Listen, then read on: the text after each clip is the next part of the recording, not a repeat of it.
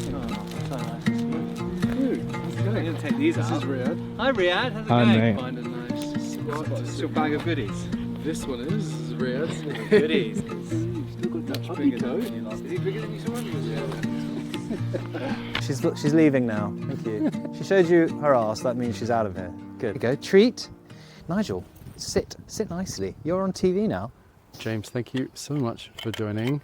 That's all. You had the flat white Yeah, with cow's milk. with cow's milk. I feel like you have to specify these days because Yeah, and they look at you like you're a war criminal if you ask for cow's milk now.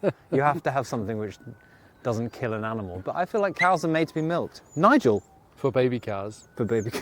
There you go. Nigel, shush. Always amazed by how they can keep things so hot. Oh, that's lovely. And like the outside is so cold to touch. I had the chocolate bars in the bag and I was like, oh, they're going to melt. And I was like, no. I feel I've always got to defend Britain because it looks very grey, but it isn't that grey in this country all the time, is it? No. You know what? When I decided to move here, and it was the summer 7 years ago, and I ate a British strawberry, and I experienced a couple of weeks of blissful British summer, and I was like, that's it. I can do this. There you go. Yeah, and I think people And it hasn't been sunny since. really focus on the wet, cold part. Grey, yeah. Yeah, but it's actually quite beautiful. I think it's wonderful. Don't you? And Nigel loves a park, and we've got lots of lovely parks in London, haven't we? What is the sweetest thing that someone's done for you lately, James? Oh, goodness me, the sweetest thing that someone's done for me lately. It's definitely something Alex has done. So, he knows I get very cold. I woke up the other morning to find that he'd put thicker winter socks out for me to wear in the morning. That's very sweet. I think that was quite nice, isn't That it? is super sweet. Because I get up much earlier than he does, and it's generally dark.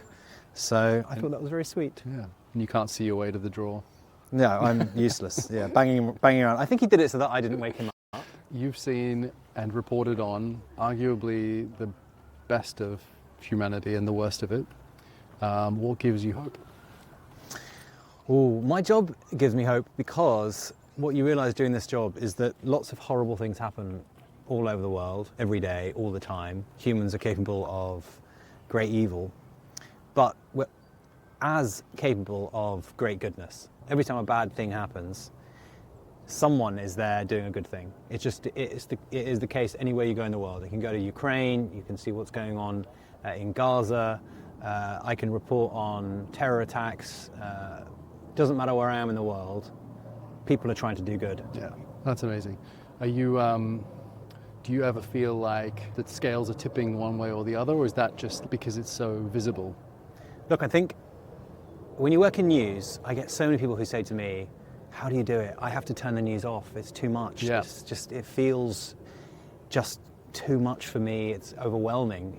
It must be overwhelming to be in it. And my answer is always yes, but you have to protect yourself. I switch off all the time. I unplug myself from the news all the time. And it's not that the world is any more dangerous than it's ever been. It's that we're more aware of what's going on around the world more than we've ever been. And we're assaulted by information a lot more than we've ever been. It's almost like the news being the news. You can't escape it. And You can't it's just more escape it. present. And you don't sit down at 6 o'clock in the evening anymore to watch what's going on in the same way as you used to. We still do that, but it's all the time. It's on our phones. It's everywhere we look. Notifications, yeah. So you've just got to figure out ways to protect yourself. You wrote a book called An Inherited Mind, where going from the outside world into the deeply personal, you explored your family history. And there was a line that for me kind of summed up the book. And I have a lot of questions for you, but I'm not going to ask them today. I feel like it's a bit too intrusive, but they're things that I'm genuinely curious about.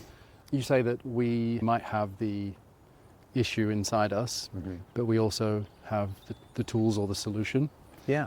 That stuck with me for sure. Is it really all about just having tools? I think knowing yourself, getting to know yourself as you get older is just the most important thing. Just being clear on who you are. And as I get older, I know myself more and more and more. I think that settles you as you get a bit older. I think that's definitely true. I mean, there's a reason why you've come here to Ealing, because we've moved here for some peace and quiet, because I know that all I want in life is just to relax. And so now I'm officially old. We live in Ealing. I mean, we bought a mattress in the Black Friday sale this year. That is how old I am.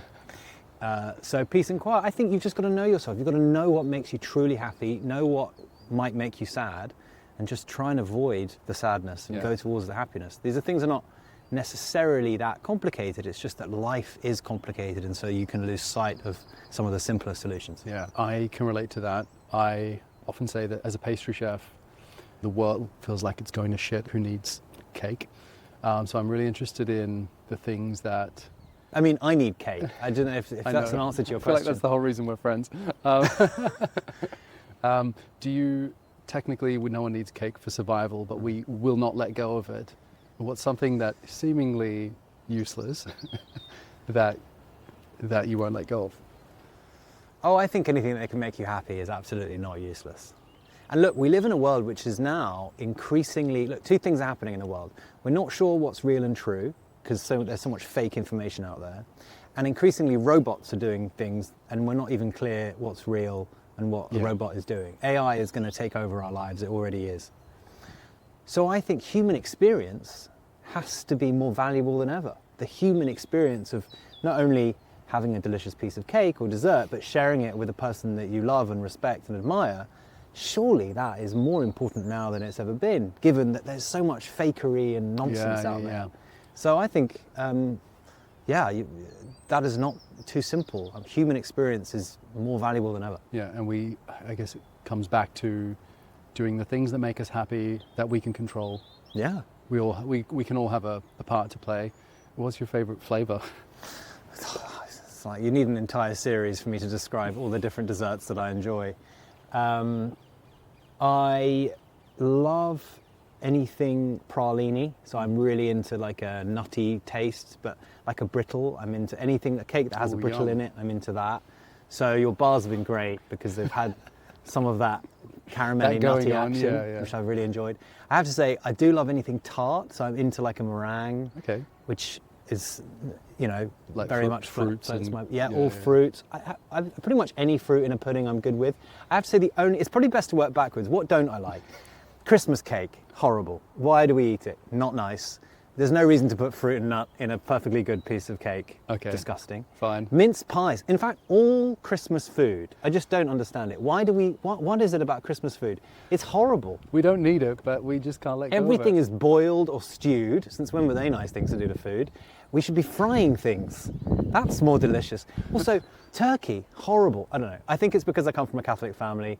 Easter is all about sumptuous lamb and chocolate. Yeah. And then Christmas is like stewed fruit. Oh. But everything else, yum. That's a good way of looking at it. What small habit or ritual feels technically useless, but it's something that you have to do? Well, people are going to sacrifice me on the altar of taste here, but every morning I go and get a vanilla black Americano from Costa. I didn't even know that you could order a black vanilla. I do it, and I go to a chain, and I'm sorry, but Costa's coffee is powerful. This is not an ad, but there's a lot of caffeine in a Costa coffee. Oh, wow. More than any other, apparently, that's what I'm told. So a nice pump of vanilla syrup with... A nice pump of vanilla syrup with my Americano, because I work early in the morning, so I'm generally ordering that at about... How early do you kind of... Well, I get in before 7:30 to the office. Okay, wow. Because I've got to write my show, and the show airs on Disney Plus at 6 a.m. Eastern in New York. But we've got to write and film the show in the morning, so that's by 11 this time. And do you go into the studio for that? So I go into the studio. So I sit there with my coffee and I do that. Wow. I'll have more of my flat white that you brought me. How is it? It's delicious. Okay. It's not frothy, as a flat white should be. Yeah, but that's the thermos. Oh yeah, blame your tools. But hang on, technically a flat white, the reason they call it a flat white is because it's flat. There's not much froth on it. Okay, Australian. I'm not sure what else makeshift table that we have going with, I think it's like a fallen down cedar of some description. This was a complete accident. We did find a cedar tree. And if it's not a cedar tree, we'll pretend it is, but it looks like one. So it's time for Cedars of Lebanon. Yeah. We both Nigel. share that heritage in common. Yes. Whoa, we are Nigel, ready. you've put mud all down my trousers. This is the technically useless joy that I have. The dog. Technically, you don't serve a purpose, do you? But you are joy of my life and love of my life, although you're still making my jeans a mess. Thank you. Good night. Bye-bye. Thank you. All right. You ready to try this? Oh, yes. So we've got our concrete slab. Oh, yeah. I mean, what do we feel about grey as a chocolate colour? So it reflects the black sesame inside it. Mm-hmm. So we've got that black sesame that we conch to this superfine cream that we include in the chocolate, and that's why. And so, and then this layer of fruit is. That's the tangerine, candy tangerine. Oh my god! So in Chinese culture, as I know from Jenny Lau, they offer this beautiful little platter of candied fruits and nuts, and one of those things that is really popular is the tangerine, and tangerines symbolize good luck. And I just needed that like nice contrast to really heady, intense sesame. So. Yeah. And Hong Kong is one of my favourite cities, so this works very well. There you go. I'm going to try it now. Tell me what you think.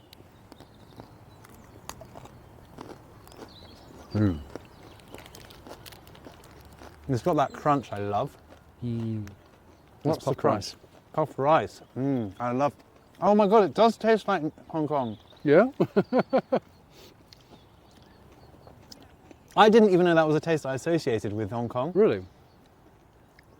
I don't know why, but yes, the mandarin thing. I'm not even conscious of eating fruit in Hong Kong, but that is definitely one of the flavours, isn't it? Oh, yeah. And the crunch is so satisfying. Oh, that's a good bit of chocolate, isn't it? Don't let the colour put you off. It's lovely. Thanks. Genuinely, that's one of my favourites. Thank you.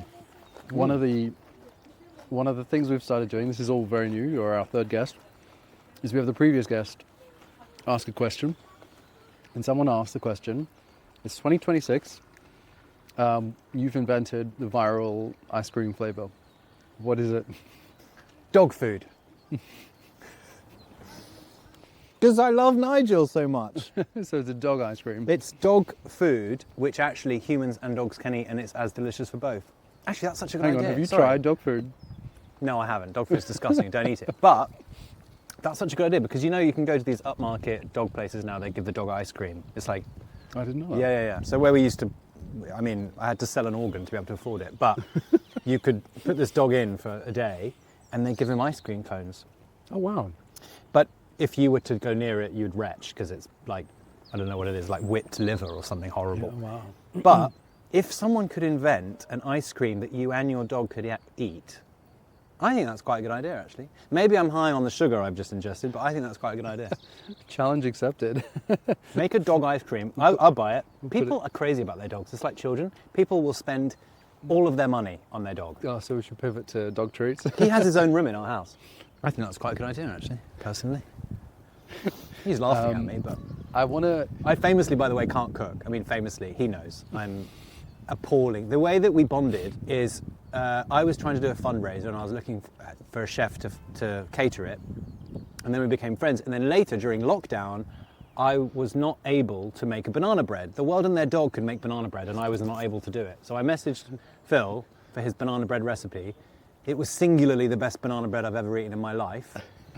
And then I made Alex's birthday cake. And he made birthday cakes for my husband, etc., etc. But all of this is because I cannot cook. I am awful. And if I appreciate the irony of me saying this to a chef, to his audience of presumably good cooks. Foodies. Of foodies, but my food is the kind of food you might get served in prison. And Alex is my husband, is what will get you sent there. Not good. Oh my God. So that's why you've... That's why we've got friends like you. I recently became aware that you are turning you wrote an amazing, almost like part memoir, part scientific exploration, and you're turning your hand to fiction. Yes. I'm trying to write a novel.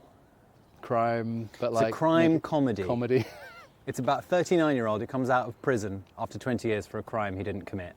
Well, he says he didn't commit. Yeah. And the only person he can go and live with is his mother, who is a lot. Okay. She may or may not be based on people who currently live.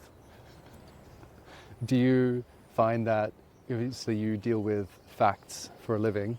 Oh, it's so fun. Yeah. Making everything that's in your head, you just put it down. There's nothing right or wrong. Yeah. Writing non-fiction, I had to check. I was writing about Freud's theory of the subconscious. I was like, I probably should Google that. But with this, I'm just whatever I decide they do. It's great. I love You that. probably feel this way about your cooking. Yeah, it's absolutely a creative outlet. I think, I could, being a new business owner, there's so much crap that you just have to do. And this is easily coming up with the new stuff is the stuff I'm most excited about. And yeah, it's like there's this thing of like when you create things with your hands, especially, there's this immediate feedback loop. And watching other people enjoy them. Yeah, definitely. That's a thing. And people apologize when they like cook for me. They're like, oh, it's not going to be anything good or anything you're used to or whatever. And it's like, I don't care. I'm just happy someone else is cooking for me because it feels so good to be cooked for. Not by me. I just made that clear. But yes, everyone else. Yeah.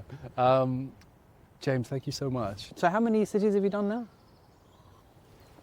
This is technically our 7th bar, and we will continue releasing a new one each month. Next month we're likely launching in the Middle East. You've already done that. You did Beirut. Yeah. I'll remind you that you did already do the Middle East. You know, it's a year old now. God. It's a year old, and it's its 1 year anniversary.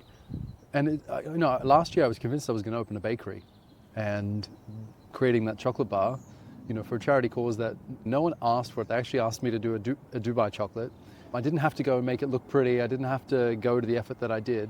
And I don't know why I did, truthfully, but it kind of, it took off, and I decided I was going to focus on chocolate first, which was always part of the longer term plan, but that came forward a year, and the bakery got pushed back a year. So hopefully this year I'm opening a bakery.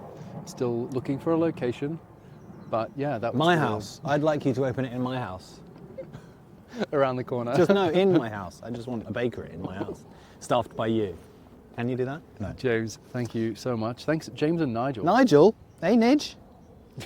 He thinks about food all the time like me, so Does he? we have a lot in common. Don't you? What I would do to not think about food constantly. Right. It's Constantly occupied by. That was genuinely was absolutely delicious. Thank you so much. Really liked it. Are you So what? Sorry, you said the Middle East. Like which? probably Qatar, Doha. Doha Yeah. bar. Doha What's bar. the flavour of Doha? I got served a treat on the plane recently. It was just a very traditional sweet which I'd never had, and it's basically a date with a cardamom coffee. Oh yeah. And they do love a date. Don't they love Yeah. cardamom, and they love that that green spiced coffee. Yeah. And I was like, this is delicious, and I thought it would just make a great flavour. Yeah, it would. Yeah, I was just in Doha. Yeah. Yes. Reporting on. The Iran crisis. Oh yeah. Yeah.